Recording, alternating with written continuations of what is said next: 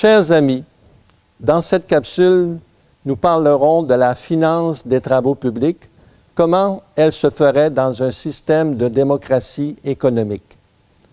Supposons que la population désire un nouveau pont. Prenons, dans ce cas-ci, l'exemple du nouveau pont Samuel de Champlain à Montréal, au Canada, dont la construction, jusqu'à son achèvement en juin 2019, a coûté 5 milliards de dollars.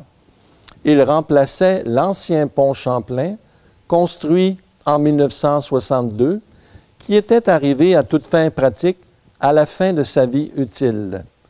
L'Office national de crédit, dans un système de démocratie économique, crée donc 5 milliards pour financer la construction de ce pont. Et puisque tout argent nouveau doit être retiré de la circulation lors de la consommation, ainsi, l'argent créé pour la construction du pont devra être retiré de la circulation lors de la consommation de ce pont. De quelle manière un pont peut-il être consommé? Par usure ou dépréciation. Les ingénieurs qui ont construit le nouveau pont Champlain prévoient qu'il va durer au moins 125 ans, ce qui était une des exigences du gouvernement. Ce pont perdra donc 1/125e de sa valeur à chaque année par usure ou dépréciation. Pour que le remboursement de la construction du pont corresponde à la réalité, on paiera donc à chaque année 1/125e de la valeur du pont. Puisque le pont aura coûté 5 milliards de dollars à construire, il subira donc une dépréciation ou usure de 40 millions de dollars par année, soit 5 milliards de dollars divisé par 125 ans.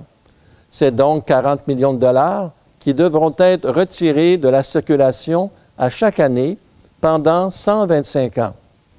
Il se peut fort bien que le pont en question dure plus longtemps que 125 ans, mais on n'aura plus à le payer au-delà de ces 125 ans. Et est-ce que ce retrait de 40 millions de dollars se fera par les taxes? Non, cela n'est nullement nécessaire, dit Douglas, l'inventeur de la démocratie économique. Il existe une autre méthode bien plus simple pour retirer cet argent de la circulation. C'est celle de l'ajustement des prix, appelé aussi escompte compensé. Douglas disait à Londres le 19 janvier 1938, je cite, « Le système de taxation, avec sa complexité, son caractère irritant, avec les centaines de personnes qui l'emploient, est un gaspillage complet de temps. Tous les résultats qu'il est supposé fournir pourraient être accomplis sans aucune comptabilité par le simple mécanisme d'ajustement des prix. Autrement dit, par le mécanisme de l'escompte compensé. En passant, sous un système de démocratie économique, les taxes diminueraient de façon drastique et la plupart disparaîtraient tout simplement. Le juste principe à observer, c'est que les gens ne paient que pour ce qu'ils consomment. Par contre, il serait injuste de faire payer à la population de tout le pays des services qui ne sont offerts que dans une rue ou une municipalité, comme le service d'eau, d'égout ou de vidange. Ce sont ceux qui bénéficient de ces services qui auraient à payer la municipalité qui les fournit. Donc, de quelle manière le 40 millions de dollars pour la dépréciation ou consommation annuelle du nouveau pont Champlain sera-t-il retiré du public? On a vu dans la capsule précédente que l'Office national de crédit serait chargé de tenir une comptabilité exacte de l'actif et du passif de la nation. Cela ne nécessite que 2 colonnes. D'un côté, on inscrirait donc tout ce qui est produit dans le pays durant la période en question, c'est l'actif. Et de l'autre côté, tout ce qui est consommé, c'est le passif. Le 40 millions de dollars de dépréciation annuelle du nouveau pont Samuel de Champlain à Montréal sera donc inscrit dans la colonne « Consommation » du passif et ajouté à toutes les autres sortes de consommation ou disparition de richesses au pays durant l'année. En terminant cette leçon, nous venons de voir les 3 principes de base de la démocratie économique. Premièrement, l'argent émis sans dette par le gouvernement, représentant de la société selon la production et retiré de la circulation selon la consommation. Deuxièmement, le dividende mensuel à tous les citoyens. Et troisièmement, l'escompte compensé. Les 3 sont nécessaires. C'est comme un trépied. Enlever un de ces 3 principes et le reste ne tient plus.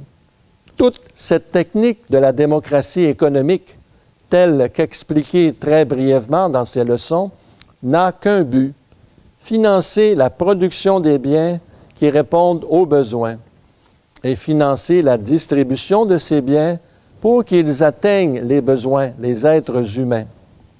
En examinant la circulation du crédit sur le schéma ci-contre, on s'apercevra que l'argent ne s'accumule en aucun temps, qu'il ne fait que suivre le mouvement de la richesse, entrant en circulation au rythme de la production et prenant la voie du retour vers sa source, l'Office national de crédit, au rythme de la consommation, lorsque les produits sont achetés chez le marchand.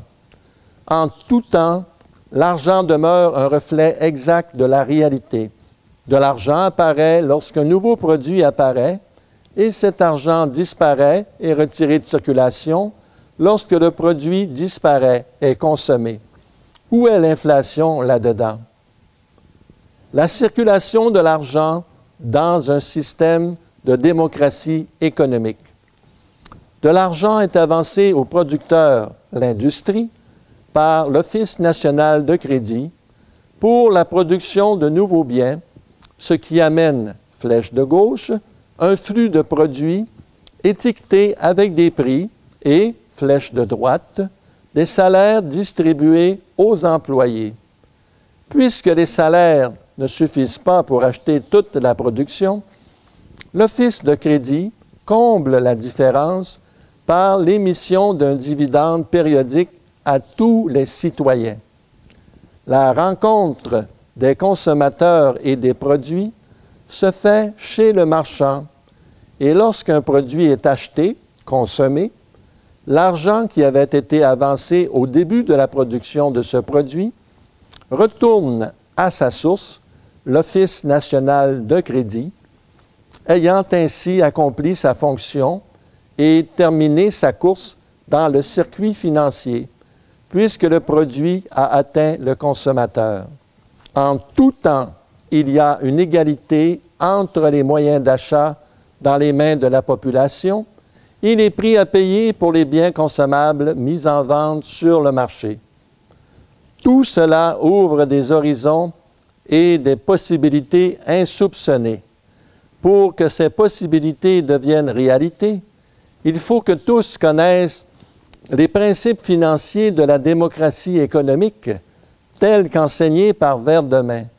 C'est là que votre responsabilité entre en jeu. Vous qui avez compris cet enseignement, c'est votre devoir de le faire connaître aux autres en faisant connaître ces capsules à vos amis et connaissances et étudier davantage les principes de la démocratie économique en visitant notre site Internet www.verdemain.org et étudier les articles, causeries audio et vidéo sur cette merveilleuse solution économique. Dans la prochaine leçon, nous parlerons des conséquences désastreuses du système financier actuel sur l'environnement.